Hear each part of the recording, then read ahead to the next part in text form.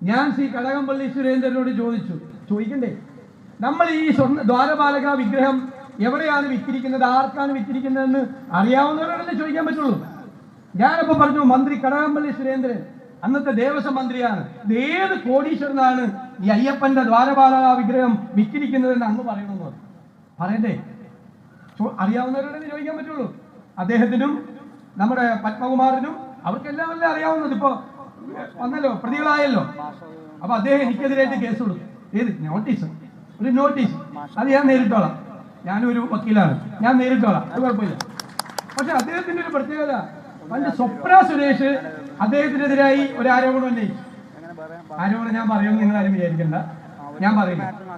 ആകെ ഞാൻ ആ കാര്യത്തിൽ ഭയങ്കര ഞാൻ പറയില്ല. ആരോപണം എന്താണെന്ന് പറയുന്നത്.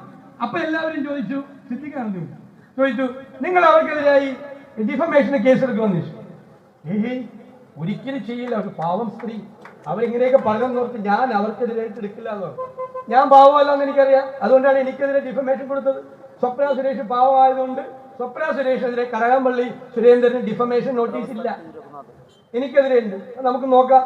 ഈ ഡിഫമേഷൻ നോട്ടീസിൽ ഒറ്റ കാര്യം തെളിയിച്ചാൽ മതി. കോടതിയിൽ ഞാൻ പണ്ട് കേസ് നടത്തിയിട്ടുള്ളപ്പോഴോ വക്കീലായിരുന്നപ്പോൾ ഇത് നമ്മൾ പറഞ്ഞത് സത്യമാണെന്ന് തെളിയിച്ചാൽ മതി.